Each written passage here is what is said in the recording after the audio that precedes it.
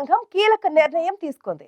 ఇటీవలి కాలంలో కేంద్ర ఎన్నికల సంఘానికి పలు సవాళ్లు ఎదురవుతున్న నేపథ్యంలో వీటికి చెక్ పెట్టే దిశగా అడుగులు వేస్తోంది.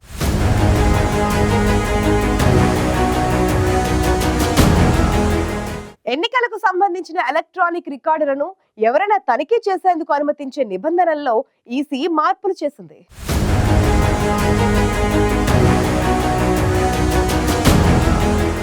ఇటీవలి కాలంలో ఎన్నికల నిర్వహణ తీరుపై రాజకీయ పార్టీల నుంచి తీవ్ర స్థాయిలో విమర్శలు వస్తున్నాయి. ముఖ్యంగా ఓటమి పాలైన రాజకీయ పార్టీలు ఎన్నికల నిర్వహణపై తీవ్ర ఆరోపణలు చేస్తున్నాయి. అయితే వాటికి ఎలక్షన్ కమిషన్ వివరణ సైతం ఇస్తోంది. అయినప్పటికీ ఎన్నికలు జరిగినప్పుడల్లా ఓటమి పాలైన రాజకీయ పార్టీల నుంచి విమర్శలు సర్వసాధారణంగా మారాయి. ఈ నేపథ్యంలో ఎలక్షన్ కమిషన్ సైతం రాజకీయ పార్టీల వైఖరిపై తీవ్ర అసహనం వ్యక్తం చేస్తోంది. తాజాగా ఈసీ మరో కీలక నిర్ణయం తీసుకుంది.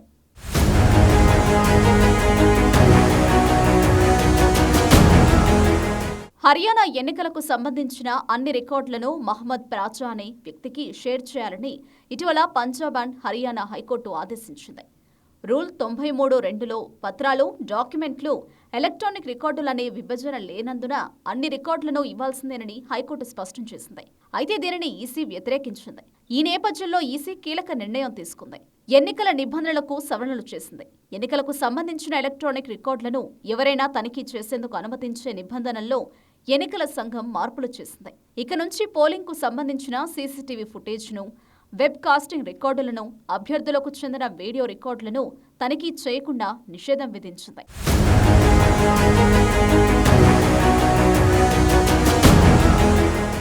ఎన్నికల సంఘం సిఫార్సు మేరకు ఎన్నికల నిర్వహణ నిబంధనలు 1961లోని రూల్ 93(2)ను కేంద్ర న్యాయశాఖ సవరించింది. ఈ సవరణకు ఓ కోర్టు కేసు కారణమని ఎలక్షన్ కమిషన్తో పాటు న్యాయశాఖ వేరువేరుగా వివరణ ఇచ్చాయి.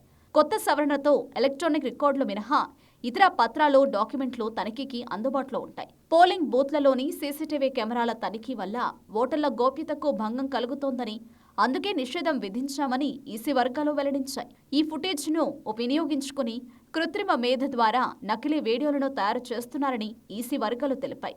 రూల్ 93కి సవరణ తర్వాత అభ్యర్థులకు ఎలక్ట్రానిక్ రికార్డులు అందుబాటులో ఉంటాయని, కానీ ఇతరులు తనిఖీ చేయడానికి అనుమతి ఉండదని వివరించాయి.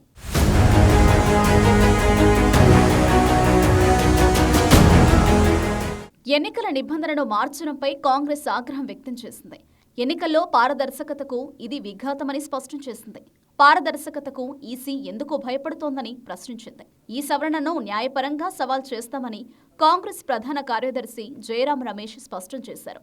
కోర్టు తీర్పును పాటించాల్సిన ఈసీ అందుకు విరుద్ధంగా నిబంధనలకు సవరణ చేయడం విడ్డూరమని వ్యాఖ్యానించారు. ఎన్నికల సంఘం ప్రభుత్వానికి అనుకూలంగా చర్యలు చేపడుతోందని కాంగ్రెస్ ప్రధాన కార్యదర్శి కేసీ వేణుగోపాల్ ఆరోపించారు. మరోవైపు కేంద్ర ప్రభుత్వంపై కాంగ్రెస్ అధ్యక్షుడు మల్లికార్జున ఖర్గే ఆగ్రహం వ్యక్తం చేశారు. ఎన్నికలకు సంబంధించిన ఎలక్ట్రానిక్ రికార్డులను తనిఖీ చేసేందుకు అనుమతించే నిబంధనల్లో ఎన్నికల సంఘం మార్పులు చేయడాన్ని తప్పుబట్టారు. ఈసీ సమగ్రతను నాశనం చేయడానికి కేంద్ర ప్రభుత్వం పన్నిన కుట్రలో ఇదొక భాగమని ఖర్గే ఆరోపించారు.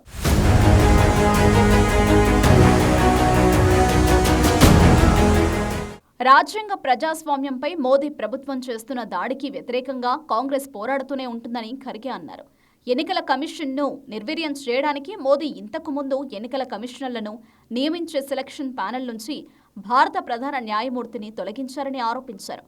ఇప్పుడు వారు చేసే కుట్రలు బయటకు రాకుండా ఉండేందుకు మార్పులు చేస్తున్నారని ఖర్గే మండిపడ్డారు. ఓటర్ల పేర్ల తొలగింపు, ఈవీఎంలలో పారదర్శకత లేకపోవడం వంటి అక్రమాల గురించి తాము ఎన్నిసార్లు ఫిర్యాదు చేసినా ఈసీ స్పందించిందే లేదని ఆరోపించారు.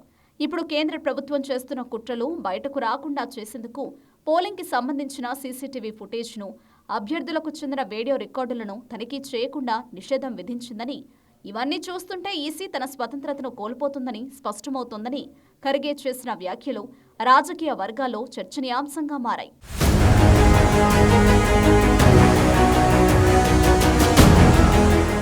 ఎన్నికల సంఘం నిబంధనల్లో మార్పులు చేయడాన్ని కాంగ్రెస్ పార్టీ తీవ్రంగా వ్యతిరేకిస్తోంది. కేంద్రంలోని మోదీ ప్రభుత్వం పన్నిన కుట్రలో ఇదొక భాగమని కాంగ్రెస్ చేసిన ఆరోపణలు రాజకీయ వర్గాల్లో హాట్ టాపిక్ గా మారాయి.